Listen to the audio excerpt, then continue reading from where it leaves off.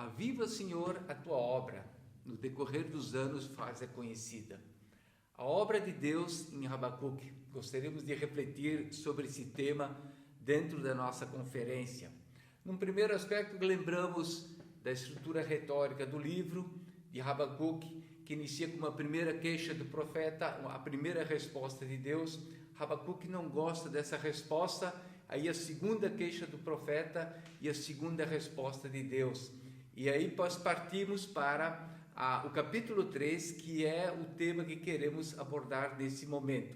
Então, nesse capítulo, um esboço, ele inicia com uma oração de Habacuque pela obra e pela misericórdia de Deus.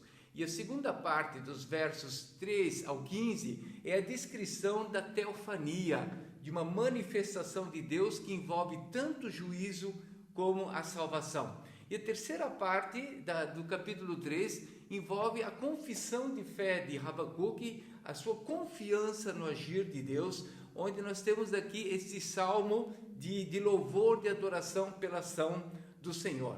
Então, nesse capítulo, qual é a oração de Habacuque? Ele diz: aviva a tua obra, ó Senhor, no decurso dos anos faze-a conhecida. Então, qual deve ser a nossa oração hoje?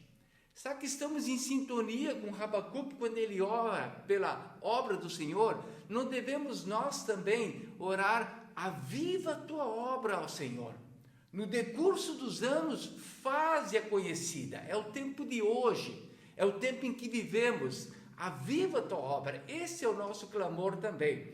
Evidentemente, a obra de Deus em Habacuque envolve tanto o juízo como a salvação. E no primeiro aspecto, o juízo de Deus está vinculado à dimensão do juízo sobre Judá, pela quebra da aliança. Essa é a primeira queixa de Habacuque, e Deus anuncia esse juízo. E evidentemente o juízo também envolve o aspecto do juízo escatológico, é a segunda resposta de Deus. O juízo de Deus sobre todas as nações que seguem esse padrão, que agem como Babilônia. E aí os 5 ais de juízo, os critérios que Deus usa para julgar a injustiça, a corrupção, a violência. E o terceiro aspecto da obra de Deus em Habacuque envolve a salvação. No verso 3,15, a salvação do povo de Deus pelo seu ungido. Então, em Habacuque, a obra do Senhor envolve tanto juízo como salvação. E não existe salvação a não ser que haja juízo. A cruz de Cristo é o exemplo disso. O juízo do Senhor sobre Jesus, sobre o pecado da humanidade na cruz, é a base para a nossa salvação. Mas qual é a obra suprema de Deus? A Missio Dei, a missão de Deus do mundo. Qual é a obra suprema de Deus na história? Evidentemente, envolve a redenção de toda a criação em Cristo Jesus. Essa é a dimensão da obra de Deus, essa é a dimensão da nossa salvação. Então, nesse sentido, qual é a nossa obra prioritária? Qual é a nossa missão? Como nós participamos da Missio Dei, da missão de Deus do mundo, da sua obra redentora? Evidentemente, isso tem a ver com o nosso viver, com a nossa vida como discípulos de Jesus. Viver e fazer a salvação em Cristo conhecida. Essa é a nossa participação na obra de Deus, na Missio Dei. E nós temos que refletir para o nosso contexto. Como está a obra de Deus hoje em Portugal? O que significa aviva a tua obra, ó Senhor, para o nosso contexto em Portugal hoje, para o nosso contexto como povo de Deus nesta nação? Evidentemente, temos que pensar sobre a revitalização da Igreja de Cristo em Portugal. Revitalização é um aspecto fundamental da existência da própria igreja no mundo. Revitalização tem a ver com trazer vida a algo que não apresenta vitalidade, ou que não apresenta a vida de Deus em si. E evidentemente, além da revitalização, a obra de Deus em Portugal envolve também plantar igrejas missionais. Revitalização conduz a plantação de igreja. Então, qual é o nosso alvo supremo como povo de Deus em Portugal? Evidentemente, a obra de Deus envolve ser uma igreja viva que está consciente da sua missão. Ser uma igreja que mostra sinais vitais da participação da obra de Deus nesse mundo. E para o contexto português, o que isso significa? Nós temos que levar o evangelho ao povo português. Temos que levar a boa nova da salvação em Cristo ao povo português. Evidentemente, Portugal ainda precisa do evangelho. Quantas pessoas estão a partir sem a salvação em Cristo? Quanto isso sensibiliza o nosso coração? Portugal ainda precisa do evangelho. E quem está envolvido na proclamação, quem está envolvido na obra de Deus nesta nação? Mas não só o povo português, nós também precisamos levar o evangelho às várias etnias de imigrantes em Portugal. Evidentemente, além dos portugueses, muitos imigrantes nesse país carecem de ouvir a mensagem do evangelho, carecem de ouvir o amor de Deus revelado em Cristo Jesus para a nossa redenção. Qual é a obra de Deus, então, no passado em Portugal? Nós lembramos da vinda dos retornados. Nos anos 70 e 80, houve um período de muita mobilização em termos da obra de Deus, com a vinda de muitos retornados, de muitos portugueses das ex-colônias do período colonial e das guerras coloniais.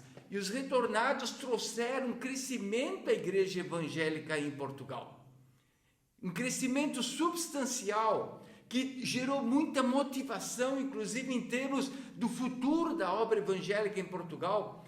Mas será que a vinda desses retornados representa o crescimento pelo movimento migratório? Sabe que podemos perceber isso?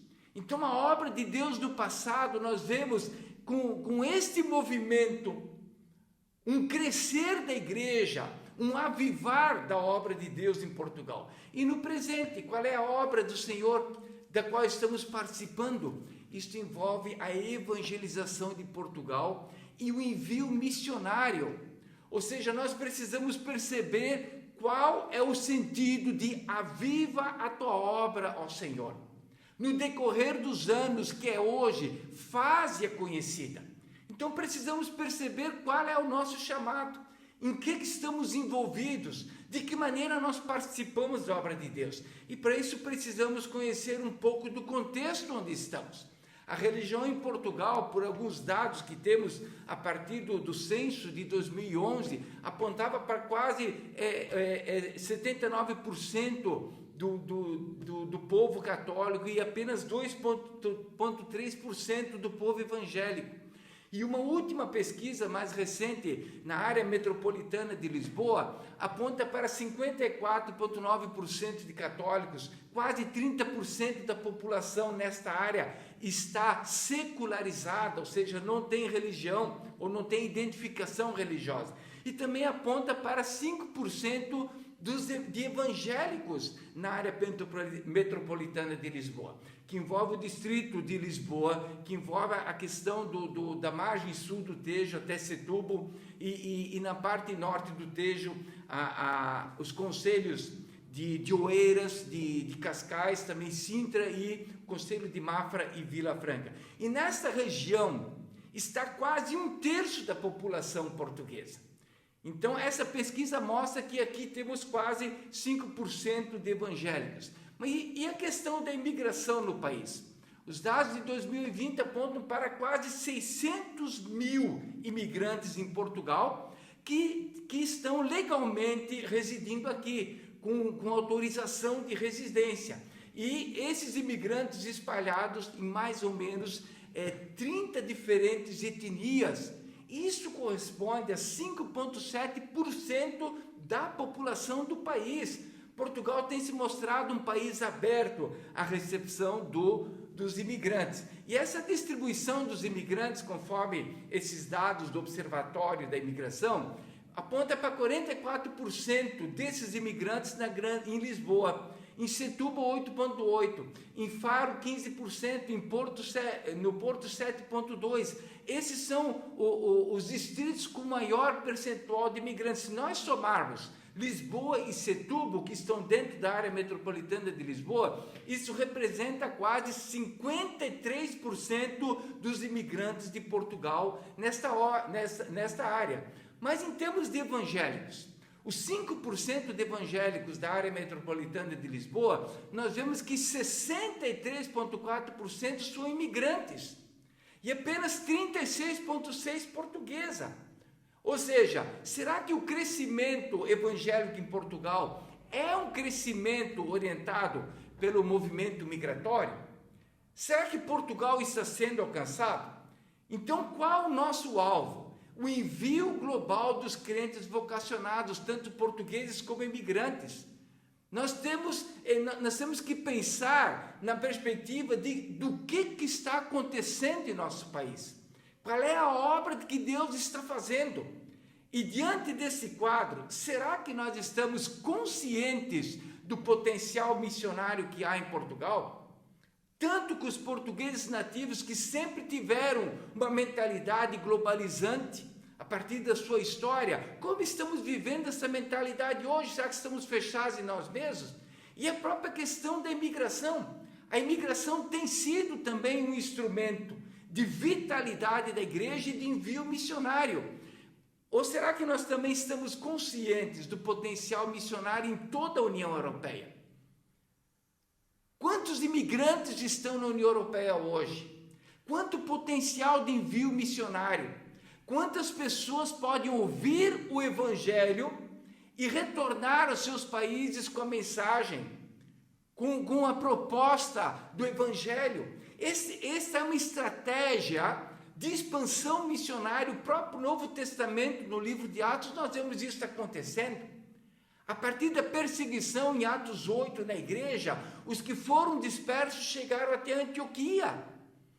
E aqueles que chegaram a Antioquia começaram a divulgar o Evangelho para aqueles que não eram judeus, que eram de fala grega. E em Antioquia nós vemos o início de um movimento missionário que envolve a expansão do Evangelho por toda a Europa.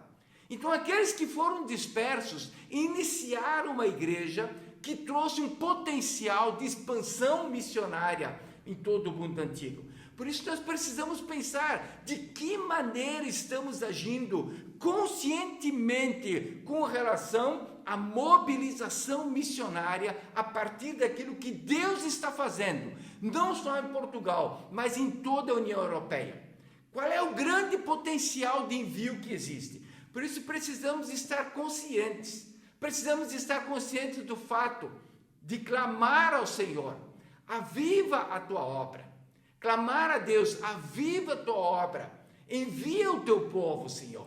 Esse deve ser o nosso clamor, como foi o clamor de Deus para Habacuque, que ele nos mostra de maneira tão efetiva. E nesse aspecto, a revitalização da igreja sempre conduz à plantação de igrejas missionais.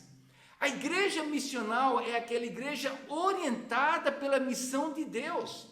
É a igreja que entende a missão como um aspecto fundamental da sua natureza, da sua existência no mundo.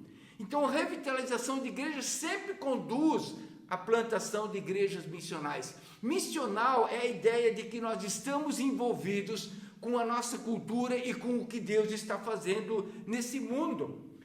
Então, mas isso só é possível com um derramar do Espírito Santo sobre a igreja portuguesa, sobre o povo de Deus em Portugal.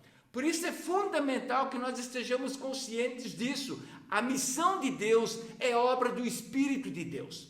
O Novo Testamento mostra isso muito claro. O Espírito Santo derramado conduziu a igreja em sua missão. Independente do número de pessoas, havia consciência e vitalidade espiritual que conduziu a missão. Por isso, nosso clamor: aviva a tua obra, ó Senhor. No decorrer dos anos, faze-a conhecida. E no nosso clamor ao Senhor, nós não podemos esquecer na tua ira ao Senhor, lembra-te da misericórdia. Por isso, o tema da misericórdia na obra de Deus, queremos ouvir adiante na nossa exposição. Que Deus nos abençoe.